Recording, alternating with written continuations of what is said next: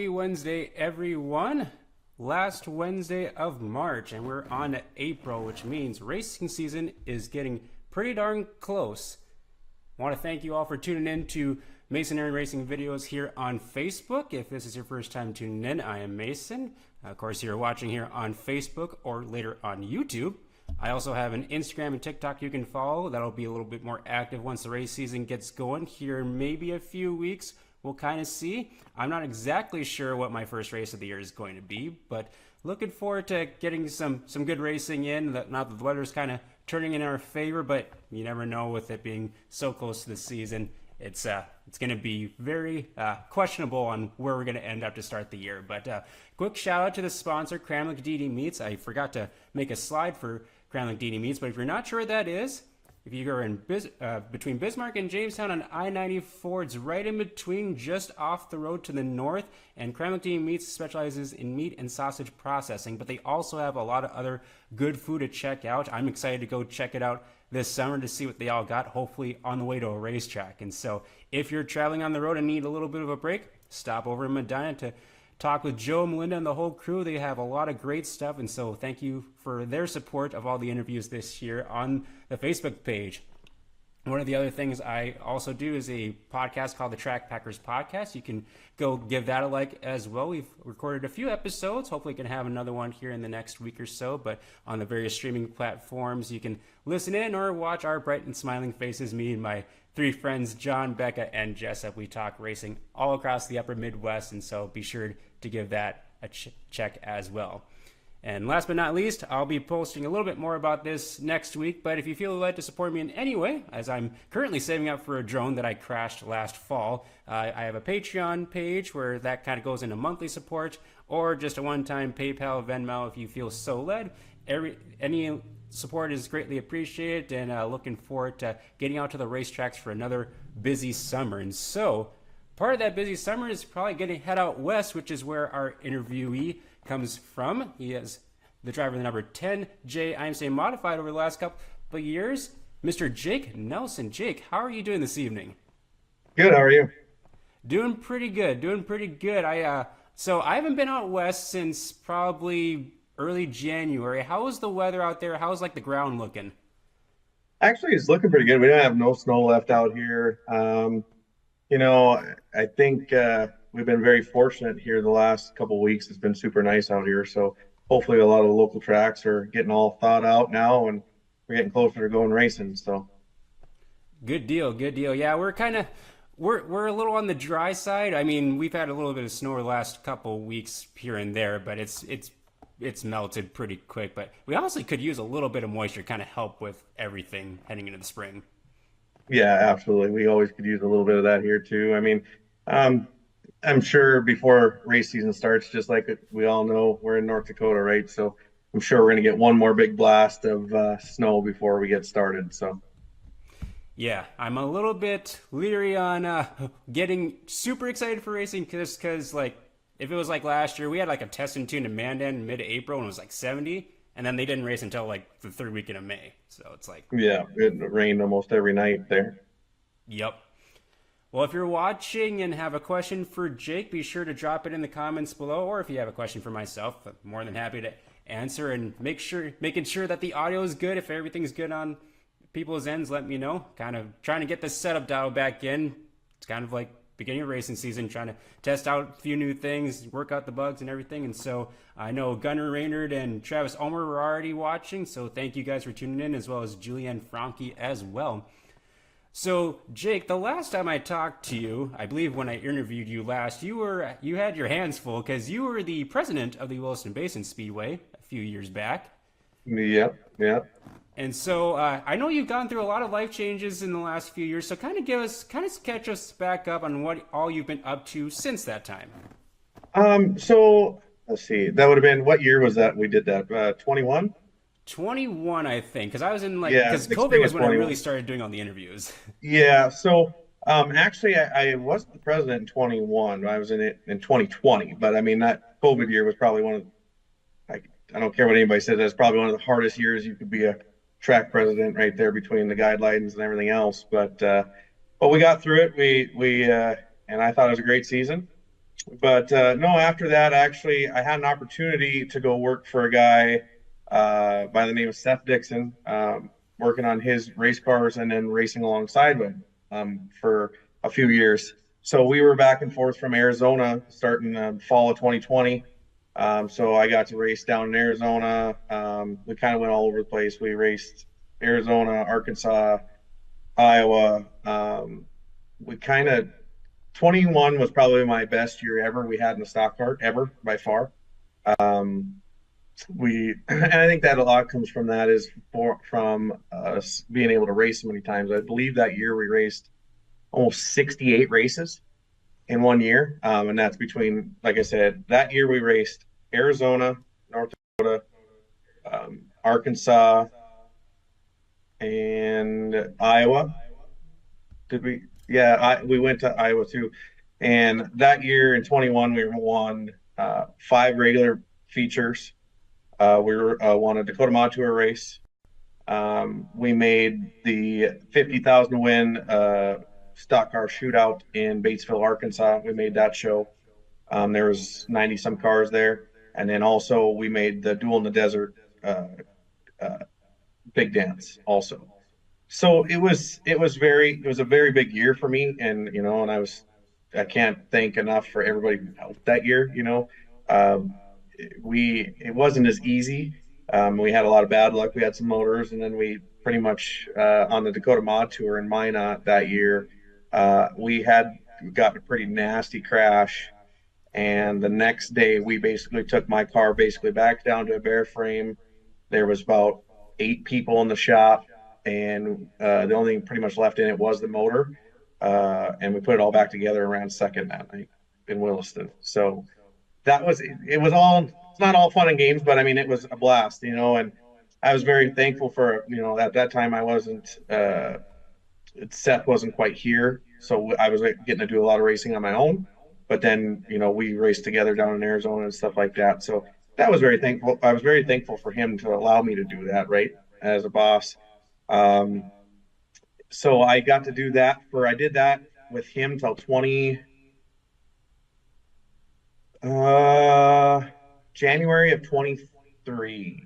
January of 23, I believe. And then I had an opportunity to go racing with a guy here from locally, and he is got a lot of connections in the racing world, stuff like that. So same type of deal, but he didn't race for the first year. So he actually is a big sponsor for Kyle Strickler, and I actually got to go do some stuff with him. We got to go. I went to Wisconsin that year with the World Outlaws, with him racing World Outlaws at that time, kind of help him with on the late model side for a race or two. And then that fall, we went to the Charlotte World Finals. I got to do that with him too. And then that, let's see, it would have been it's 23. So yeah, 24 in February. Troy, the guy I was working for, he decided that was going to be his first race back out, and then we went down to Florida for Speed Weeks, and we ended up going down there for that, and I got to be part of helping Kyle and Troy back and forth with the modified side of things, UMP modifieds, and that was the year that Kyle came from 16th to win that big Gator feature. So that was kind of cool to be a part of. So I mean, I did a lot of cool things over the last couple of years, and I'm very thankful for everybody that was involved in that, right? But it boiled down to, it just my life was changing. I met my beautiful fiance in the summer of 21, and we have a little girl, and she likes to go everywhere with dad, right? And so I I kind of knew that winter that maybe I need to start thinking about doing something different. And uh, come spring of last year, we kind of mutually parted ways. Uh, and before I had left in 2020, the owner of Red Rock said, the best way to put it, he said, when you're done playing, just know you can come back here and you got a job. I said, okay.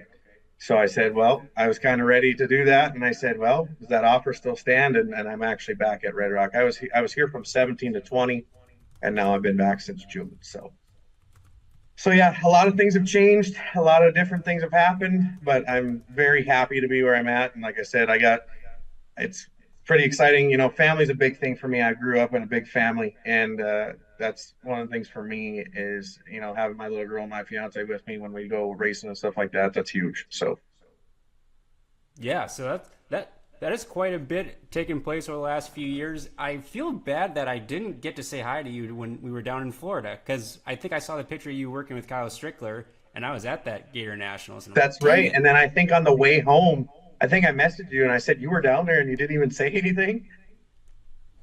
completely oblivious. I was kind of just Yeah, right. roaming as a fan that night. Yeah, yeah. That was something cool. You know, I think one thing I'll say about the whole experience with on both sides is, um, you know, I thought, you know, I was single at the time, you know, when I left here, and I thought, you know, this is the time to go out there, and that was my dream. It still was, you know, I got to say I lived my dream, right? I got to go out there and see it, but I also know, you know, what it also boiled down to too is it's not what I thought it'd be either. So there's a lot more to it than a person thinks. So that's one of the things that I had to come to realization real quick. Things. So Yeah, yeah, definitely. There's more sides of racing than just obviously racing the race car, and then all the work right, that goes behind the scenes in the pits and correct. everything. It's like people only get to see like 10 to 15% of what actually goes into racing program as well. And the best way for me to put it is when your job or when your hobby becomes your job, it's no longer your hobby. And that's when I had to. That was another thing I had to kind of really set into my head was this now is my job, you know, not a hobby. So you have to look at it as a job. And when you're not having fun with it, you know, it wasn't that I wasn't having fun. It just the spark wasn't there. So I knew there was a change that needed to happen at some point, and that's eventually what we did. So Yeah, and it's been kind of fun to see you. You haven't raced a ton over the last couple of years, but it's been nice to see you at the racetrack every now and then. And of course, sometimes you need to take a little bit of a break to kind of get that fire re-energized too. right, that's one of the things I can tell you. Coming into 25, I am really really excited.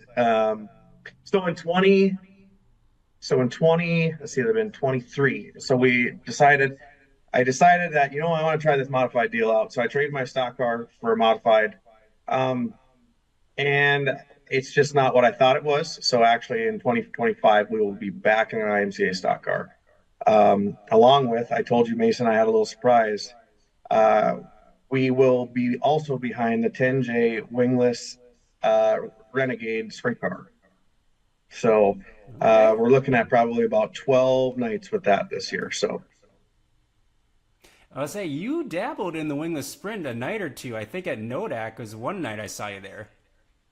yeah, we raced it one night there for Randy Blotsky, and I tell you what, that was probably the most fun I've ever had in a race car. And I was like, I joked with people. I said that's been on my brain all winter. So, and we talked to some sponsors, and one sponsor stepped up, and we are going to be behind the sprint car for this year. So that I'm really, really, really excited about that. Um, if anything, I'm probably more excited about that than I am the stock car right now. More so because we're still waiting on my stock car. It's not quite done yet, so hopefully it should be here in the next couple weeks. So, but yeah, no, we're definitely it's definitely going to be interesting. It's a whole new learning curve, but I mean, Miles Tomlinson definitely has that series. I didn't realize the amount of fun you can have in that thing until you have to drive one. And I've kind of encouraged a bunch of people like, hey, I know if you've never drove one, you at least have to hot lap one once just to see what it's like because they are just a blast. So Yeah, people say I need to get behind the wheel of a sprint car. I'm not quite brave enough to go in a sprint car yet. Stock car, any day of the week. yeah, you know that sprint car is very similar. You know that one I drove at Randy's last year. It's very similar to how you have to drive a stock car. Um, you know, so I got to practice with it obviously before I actually raced it. And so racing conditions I seen on both sides of it, where it was dry slick versus when it, you know, normally the Western Renegades run first at all the racetracks. So it's normally a really tacky moisture track. So it's kind of stand on the gas and hang on. And but when the first time I ever drove on it, it was slick top to bottom, and it really kind of you had to really finesse it like a stock car, and that's kind of I think that's probably why I really fell in love with it, um, because it's a lot of you can't light the tires up, smooth or straight is faster, you know that's probably why I fell in love with it a lot. But it also didn't help. It also helped too when I got at Nodak there. You just hold it wide open and you turn it and that sucker sticks. So Yeah. that was definitely something I could tell you that. So I say Nodak used. I mean, it used to be a big time sprint car track back way well before I was born. So I mean, I can only imagine getting the speeds going down those straightaways. yeah, and actually there'll be so the way I looked at it on the schedule between Willis, so between I don't really have to. The Western Renegades have actually moved. I wouldn't say moved. That's the wrong word to say, but they've came this way a long ways in the last few years.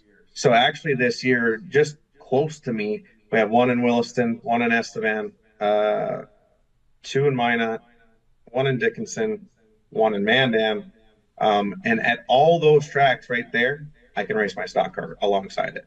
So I'll actually more than likely be doing double duty. I'm going to stay at three of those nights. So I would love to say all six, but I'm not going to push myself too much there. So just for the sole fact of I don't know if I'm going to have quite the help with me because just to get two cars going. So Yep, yep, that totally makes sense. Well, we got a lot of people tuning in. We already got some questions rolling in. I'm sure there is some questions. Yeah, I could about imagine. My buddies have Well, already told me they were going to ask some questions. So Well, I want to say hi to Julianne Fromke tuning in, Jeremy Bloom all the way from Wisconsin checking in. We got Corey McIver, Travis, and Tyler Hagen. I saw Rick Huber, Brian Klaus, Donovan Sorensen, all guys you're familiar with out in your area. oh yeah, yeah. I'll start with a lighthearted one from Travis. He's wondering why do them Fords wander all over the road? You know, they don't wander. It's the Chevys that have to make sure they can get loaded up on the trailer so them Fords can haul them back to the dealership. Makes sense to me. I drive a Ford myself, so. Yeah. One of the questions I heard from earlier from Jericho Uranker, he's wondering if you've ever been scared while using the Porta-John at the racetrack. So I'm guessing there's a story So behind that this. yes, last year I I can't remember exactly. Well, he's got me twice. One time he last year he just scared the crap out of me as I was walking out the door, and then was it I think it was 2 years ago. He pushed his little kid's four wheeler up against the door, and I couldn't get out the dang thing for a hot second. So, yeah, that was lovely. Well, and when I saw that question, I'm like, well, there's a story behind this, but he's kind of got a point Yeah, because some of these tracks where they place their porta potties are kind of in a weird spot. So like when a car rolls by, it's like, okay, I assume they know that the porta potty's there, but like if they get super close, it kind of freaks you out if you're in there. right, right. No, I think he's referring to the one where he pushed his kids forward because like I was kind of panicked because I was like the door is open and it's not opening because he didn't have it running. He just pushed it up against there, so I couldn't hear it. I was like, holy, that would might have set panic in a little bit. So Hope you weren't in a rush to get back to your race car or begin in the staging at that no, point. it was we had just got there. So Gotcha. Hey to Matt Jarvis out in Grand Forks. Thanks for tuning in as well. Jeremy Bloom's asking, what's your favorite food and dessert?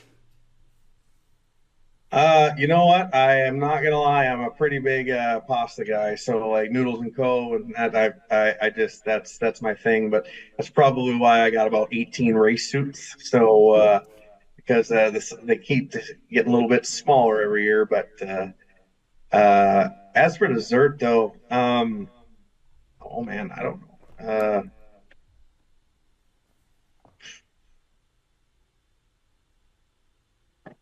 Probably a cake of some sort. I don't know. I'll say as I've gotten older, I've had less and less desserts. Like I'm like you, I'm a pasta guy, so I eat a lot of pasta. Yeah, I'm big on that. I and nothing's wrong with a good steak either. So, True, true. Yeah, steak is also really good. Now I'll get to the crew question here in just a little bit, and so transitioning back into a stock car and racing the modified the last couple of years, I'm curious, what were the big differences you saw when you went into the modified as far as driving style, or kind of get used to like the handling of a race car like that? um, so with the modified, so with a stock car, you got to be straight and smooth, right? And you got to be straight and smooth with the car. The straighter is faster. Where with the modified, it was okay to be sideways in it, and that didn't bother me. But I didn't know my limits for the longest time, and finally until I found them, right? And one of the things that Travis Hagan actually said to me is he said, with these, the way you got to drive these 604 crates is basically with your hair on fire. And I'm like, yeah, right, whatever. No, it's true. Like, you literally have to drive them like your hair's on fire. And I didn't understand what he meant until I basically did it. And I was like, whoa, okay. That's when they're at their fastest. That's when they get going. And then, of course, he's driving right by, but that's beside the point. But, it just there's a lot of differences there, right? Is, I don't know, where the stock car, you were kind of wide open. You weren't really always wide open unless it was tacky, where this crate motor kind of in the slick, most of the time you were dang near wide open. It just, I don't know how to explain it. Like, it just, there was a lot of differences, a lot of feel for suspension.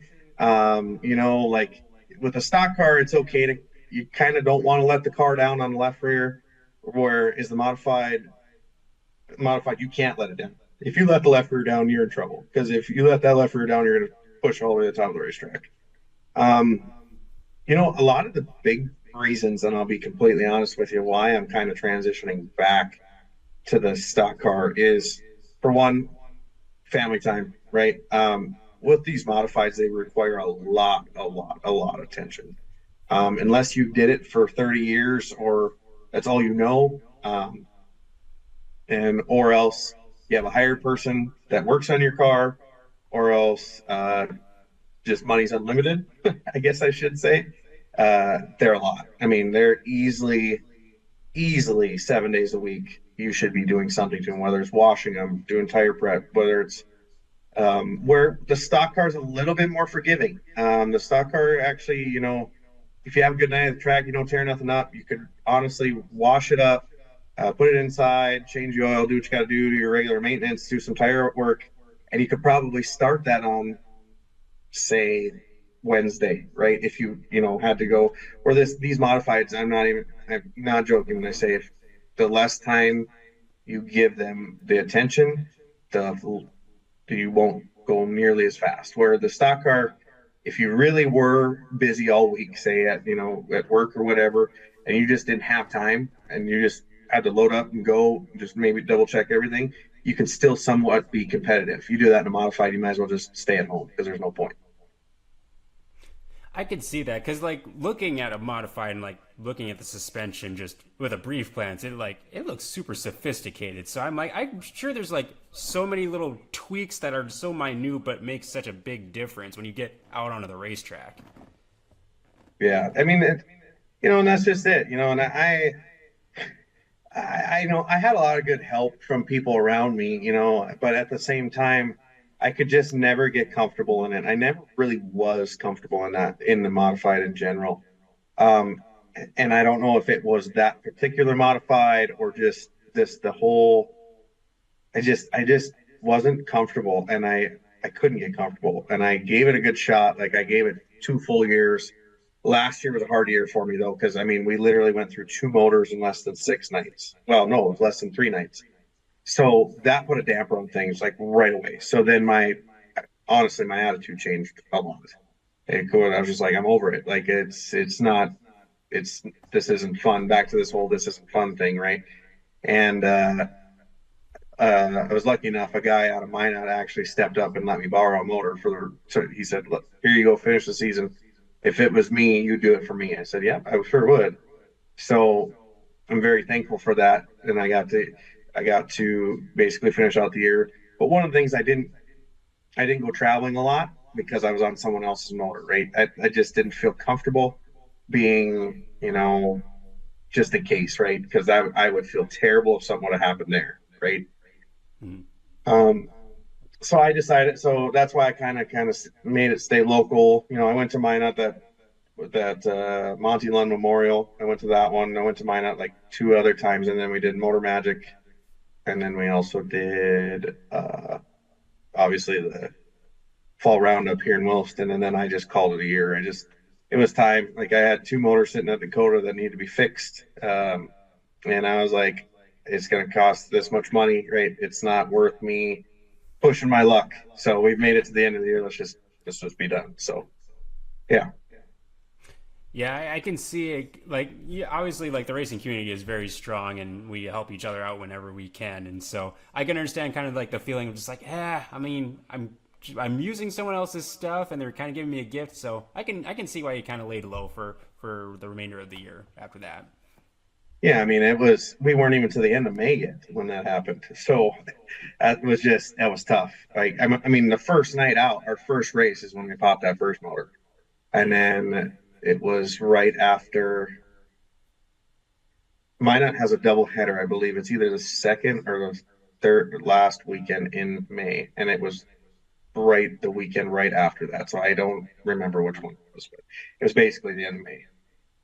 Yeah, that stinks when that happens. I mean, there's a lot of Yeah. mowers that went that last year, and especially when they're early in the year when you're all like geared up and ready to go, and it's just like, man, this is a buzzkill.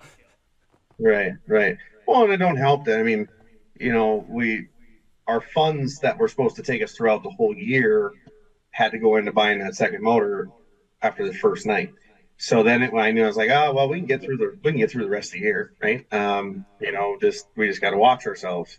And then that happened, and I was like, this isn't. We're done. Like I was ready to just be done for the year right there, and then until he stepped up. So Well, at least you got a few more races to finish out 2024, and now you're kind of like hitting the reset button a little bit with like the stock car and now the wingless sprint cars. So, in case you tuned right, in yeah, late, he's going to be a little bit busier this year, going back to stock car, but also have some sprint car races too. yeah. So I definitely, I will say that I'm very excited about both. I mean, stock car is what I know. I mean, that's where we started. I mean, I was in that for 10 years before we went to this modified deal. So don't get me wrong, the modified was fun, but it's time to go have fun again. So Yeah, I mean, I'm a little biased. I love stock cars. They're probably my favorite class out there in Western North Dakota. So, more mhm. stock cars to me, the merrier. Right, right. Yeah, and I mean, there's a lot of new upcoming guys I know around here, like especially around here. So I know like that Ethan New, who's in a hobby stock, he got one this year. And then that Brenner Grinstead got a stock car from, I think he's from Stanley. But I Yeah. mean, it's going to be kind of cool. So I mean, I think there's a pretty going to be a pretty good class of stock cars around here again. Um, in fact, wonder if there isn't going to be more stock cars and modifieds again this year. So we'll see. We shall see. It's always kind of ebbs and flows with each year Hmm. as it kind of passes along. We got Brad Sunby Jr. checking in. He's wondering who is your favorite dirt track racer of all time? Honestly, I was very fortunate in those couple of years that I got to go racing, and I mean, of all time, I guess it would honestly have to be Scott Bloomquist. I mean, it's hard to compare that. I was very fortunate to last when I was with Zane DeVilbiss, my chassis builder, um, did a lot of stuff with Scott together and doing, some chassis stuff. So I got to know him a little bit through that. And then obviously when was working with Kyle Strickler there for a while, they were really good friends. Kyle actually drove one of his cars for him when he was hurt and stuff like that. So I got to meet him, got to talk to him a couple times, in Charlotte. We got to, hang out. We had a few beers, stuff like that. So it was fun. So definitely last year when I seen that, I was definitely a little, you have a soft spot for people like that, that you just won everything possibly under the sun. And one of the things I can say is, they say with Scott, well, one of the things with him is he was very meticulous. Meticulous is an understatement with him. I mean, it was unreal about some of the things that he would do. So Yeah, that's a good one. That is a very good one to have as your favorite yeah, dirt track racer of all time. yeah, When of course, like in those couple of years racing modifieds too. I mean, we have such stout competition, especially out in Western North Dakota. Well, anywhere in North Dakota that you go. So I mean, you're racing against some really high caliber racers just on a weekly show. So I mean, I guess I can kind of understand too. Like if you have a rough night, it's like it's easy to kind of get down. But then it's like you're racing against some guys that can go anywhere in the country and win races. right. I mean, well, prime example. I mean, everybody said last year, like let Travis go out and go somewhere else once and see how he does. And I always said for years, yeah, let him go somewhere else and he'll prove just what he does here. And look, and he went one night at 10,000, was it night of 10,000 or night of 1,000 stars Yeah, one of in those two. I Iowa? can't remember which. It was one of the two, but still, I mean, the caliber of drivers there, I mean, unreal. I mean, that's just, I mean, he's made the big dance at Boone. He's made the big dance at the duel in Desert. How many times? You got guys like Stephen Pfeiffer, who was, I mean, a legend around here. We had Aaron Turnbull. I mean, Aaron Turnbull is one of the Zeets. How many times? Um, it's just cool to kind of go and see all these places. And I got to go other places too. So my first ever race, actual race in my own car, was the duel in the desert in a modified. So I got I'm gonna go ahead and check that box right away about, because I mean I had my first heat race. I had Matt Kraft and Tom Barry, and I think it was, I can't even remember who the other. Uh, oh, he's from Arizona. Uh, no, he's not from Arizona. It's actually Colin Hibden. He's from Nevada, I guess. But so all those guys in my first heat race ever, and I'm like, oh, this is great. This will be fun. So I mean, that's just I've seen a lot of different drivers over the years and stuff like that. But I mean, I don't care what anybody says. I went everywhere over the last 4 years, all over the country, and North Dakota has the stoutest driving field in every division. Yeah, I don't care what you say. I totally agree with that. I mean, if you go like just look at last year and see how drivers go, like how they perform down in Boone, the Super Nationals, down in Arizona during the winter. There's like you see North Dakota guys just littered throughout the top of the running order. It's crazy how good the competition is up here. Right. I mean, the old Pro Bar, I mean, he went down to Arizona this last fall and he got a win. I mean, just that just tells you, and I mean, Chris is he's no slowpoke, but I mean, it's just crazy, I mean, like I said, Aaron would go anywhere. I want to say, I might be wrong, so I don't quote me on this, but I want to say at the Wild West Shootout, he's made quite a few of those features with the super late models down there, and I believe Tyson has too. So, I mean, that's something to say too for around here. I mean, those are weekly drivers for us. Yeah, yeah. You get to race against all of them on a weekly show, like that Monty Lundy race when all the modified drivers kind of came over. I'm just like, well, this is a very stacked field. I wonder how this is going to turn out, and it was a really good race too. Right, right. I kind of got the lucky end of that deal. So I didn't had no clue, and I was so confused when they called me to Victor Ruane because that's why I said in the interview that I'm like, well, I didn't know it paid so good to run last, but I guess here we are. So, but You take the wins whenever you can get them, right? right, right, absolutely. So Well, while we got a second, I got a question from earlier, but I want to give you a chance to list off any sponsors or any people that are part of your pit crew that helps you out. first and foremost, I gotta definitely thank my fiance Raya and my little girl Cameron. I mean, it's not easy for them either. Going everywhere we go for the sport, it's not easy. But I tell you what, I do appreciate and love them enough. I can't thank them enough for supporting me on everything I do. My dad, he's been a big help for a lot of years with me and supporting me and all my family. I mean, my family, like I said, is number one in my opinion. So like, I have a really good fan base that kind of travels all over the place. I mean, heck, I had some of my family come down to Arizona, and some go to Vegas when we raced. You know, uh, I'd have to, John Colell, he's been a big help we've been friends forever, and he's been a big help, him and his dad. Raya's little brother, Rylan, and actually her side of the family's been big support too since this whole thing started. They don't really miss either. So, um, Brad Sumby being one of them, he's helped a lot. Corey's helped a lot, McIver. Corey's actually one of my good friends, and he's a really good sponsor of mine. I got Red Rock Ford, Red Rock Auto. They've been, even before I actually worked here, they were my sponsors. So they've been with me.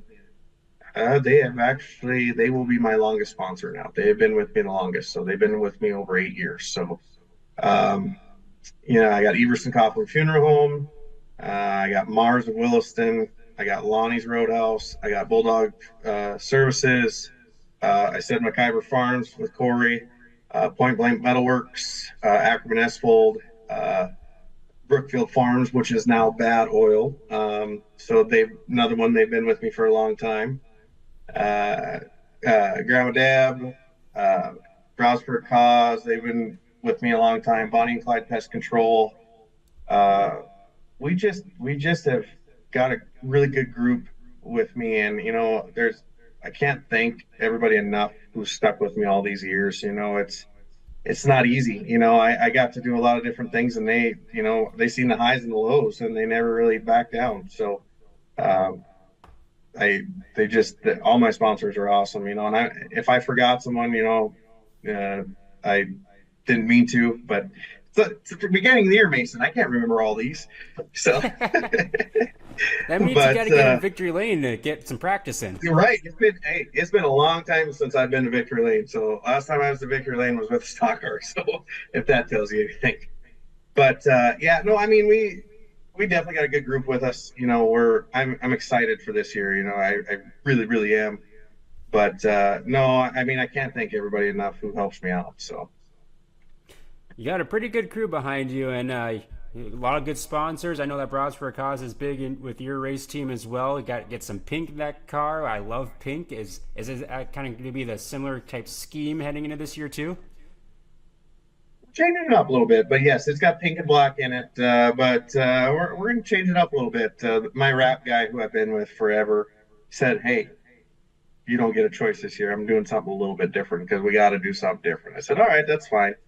So we actually got a little bit of neon yellow in it. So I have not actually seen what the sprint car is going to look like yet. So I want it to look similar to the stock car, but I got one of my friends here in town who owns a body shop. He's just absolutely dying to paint all the panels on the sprint car hot pink, and I'm like, okay, but I don't know yet. But he's like, just tell me, I don't care, we're doing it. I'm like, I know, but still. So I'm like I said, I want it to look identical to the stock car, but you never know, we might have hot pink sprint car. So Well, it'll be easy to spot on the track. yeah, for sure. So I want to say hi to Blaine Durward tuning in. Eric Sinnis saying meow. So good old Eric.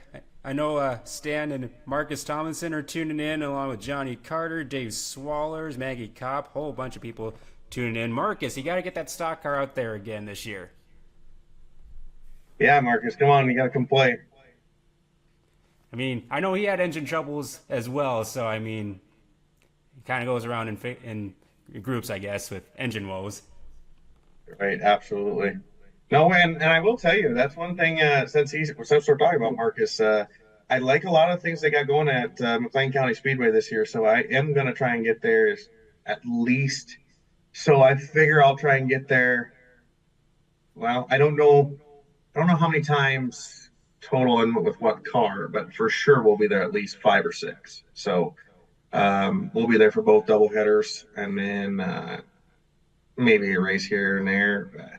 I just don't know with the whole sprint car thing. I would like to be able to bring both over there, but back to that whole, if I have enough people to go with me, that's the big thing. So, Yep, yep. Always need some help to go along with working on more than yeah. one race car, especially. Which, speaking of that, Rylan Young asked a question earlier. He's wondering who your favorite pit crew member is. Well, I think I hit that one on the nose here just a little while ago. So that's Raya's little brother, and that's one thing. He's really got into the racing with me since we've been together, and he just I think if he'll never admit it, but I think he's probably the most excited to go racing this year besides my little girl. So There you go. It's good to have some excited younger crew members that get ready for the racing season too. It makes the motivation even more. yeah, I kind of got a little funny story here. So in the next couple of years, Cameron will be able to race a slingshot. So uh, we were kind of sitting there, we were watching the Wild West Shootout, and she said, "Well, Dad, green means go, right?" I said, "Yeah." "What's yellow mean?" I said, "Oh, that means someone, there's a wreck." "Okay." "What's red mean?" I said, "Oh, someone's got hurt or something." I said, "Fire or something like that. There's an emergency." "Okay." "Dad, what's the black flag mean?" I said, "Well," I said, "that means that you got in trouble on the racetrack and you have to leave for that race." "Dad, have you ever got the black flag?" I said, um, "Yeah, I have." And she said, "Why?" And I said, um, well, I didn't want to have to explain why I got it, but I mean, I did have to tell her. I said, "Well, because I got in trouble." "Well, what'd you get in trouble for?" I said, "Well, I wasn't listening." That's what I said. "So you got to make sure you listen." And she said, "Oh, okay." I was not going to go into any more details on that one. So, That's a good explanation for like 80% of the black flags that happen in racing. yeah, that was the best way, and that's one of the things I'll say is, I think between my daughter and my nephew, I think in the next, well, they're probably within 2, 3 years here to getting slingshots. I truthfully see my racing slowing down because I think I want to go racing with them a lot more. So, um, maybe I'm wrong. I don't know, but I could tell you a lot of my focus will be on them. So, That's understandable. We're seeing that with quite a few racers nowadays, especially with like the growth of the slingshots, and even legends now are kind of making a big comeback out right, in Western right. How Daytona. old do you So have to be to race a legend? how old? Gosh, I want to say 11 or 12. I was gonna say it, because to race anything IMCA, you have to be 14. So that's why I was just curious because I seen some of these kids last summer, and these legends. I'm like, how old are they? Like, there's no way they're 14. Uh, but one of the things I think with that slingshot class, I mean, you're seeing a lot of good racers coming out of that. Look at Keenan Glasser. I really truthfully think Sladen's going to be, he's going to be right there with it. I mean, with his dad behind him, I think you're going to see a really fast car there. Um, did both those? No, not the. Did one of the Raynard kids come out of a slingshot? Yeah, I Esteban? think I think Ryder was in the slingshots for a few Is years and that who just it was? I dominating. don't. I don't know. I can't remember which one it was. And then, gosh, there's two more from Esteban too, but they're in either modifieds or sport mods. And there's one kid in a hobby stock too. But I mean, even they just pick right up, like right now. That's what I like about that class. They're just. I think that's what makes me excited. If I can make my focus once they get there. If I want to go racing, maybe I'll have a car just sitting there, and then. But when they want to go racing, then my focus is going to be on them. Yep. So Yeah, totally understandable. But hey, you never know. Maybe they want to kind of compete with you and see who can get more wins in their respective classes during the years. You might have to deal with that challenge. well, so just last week, my daughter had a cartwheelathon at gymnastics, and a running joke lately has been between my fiance Corey and Brad Sunby have been. She got a little medal, and they said, "Geez, that's more wins that your dad's had in the last 2 years." So she's been running with that a long ways because she always says, "Dad, remember, I got more wins than you right now." I said, "Thanks, Cam. Appreciate that." Getting the competitive spirit going in her Oh at a yeah. young age. I like it. Oh yeah. Oh yeah. If she can give me crap at any time, she loves it. So Perfect.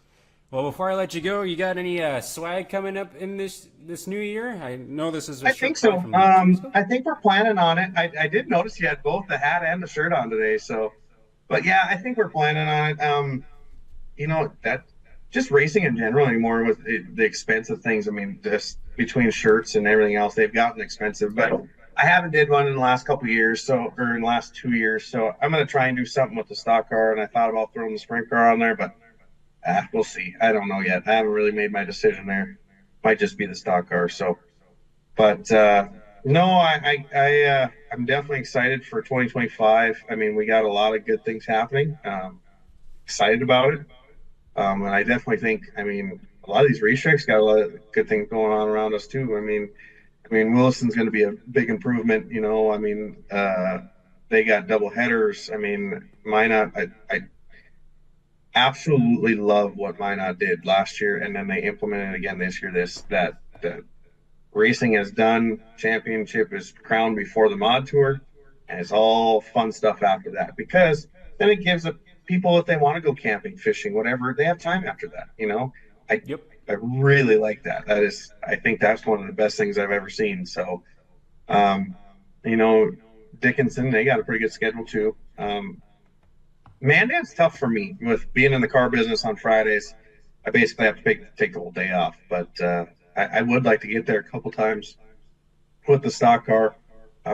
For sure, we will be there. That is actually as of right now, I'm planning that'll be my first race with the sprint car. So we'll be in Mandan. So I'm not, if I get a wild hair, I might go to that opener in Devil's Lake with the sprint car, but not sure yet. I mean, that's kind of a weird time of year, but other than that for sure, the opener in Mandan will be with the sprint car.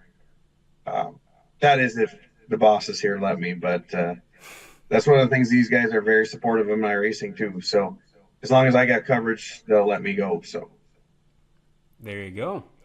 Well, I'm sure I'll be crossing paths with you. It's tough for me myself to get out west, especially out to Williston, because that's like a 5.5-hour drive, I think, from Fargo. So I'll try my best to get out west as much as I can, probably towards more the beginning and the very end of the year, because the middle part gets tough. But I'm sure I'll be crossing paths with you throughout the summer as well. Absolutely. I always look forward to seeing you. I love what you do. I mean, your videos are awesome. Every Monday, your Motivation Monday videos, I always check them out. And then obviously, like I told you earlier, I said, I seen your podcast that you started, I think, what I say 2 weeks ago, you said the last one was, or whatever. Yep. And I said, I kind of in the back of my head, I was like, that'd be kind of fun to do. And then he messaged me about it. So this was definitely exciting. And I know the last time we did it was a few years ago. So. Yeah, so keep an eye on Jake Nelson this year in the IMCA stock car, back in the stock car after a couple years in the modified, and now wingless sprint cars. So he's going to be a busy fellow in 2025. And so thank you for everyone tuning in. I had a lot of people kind of tuning in and checking us out. And thank you so much, Jake, for taking time out of your schedule. Absolutely. Thank you. All righty. Take care, everyone. We'll see you next week, hopefully, for another interview. And thank you to Cranbrook DD Meats for all the interviews. And 1 week closer to race season. Take care, everyone.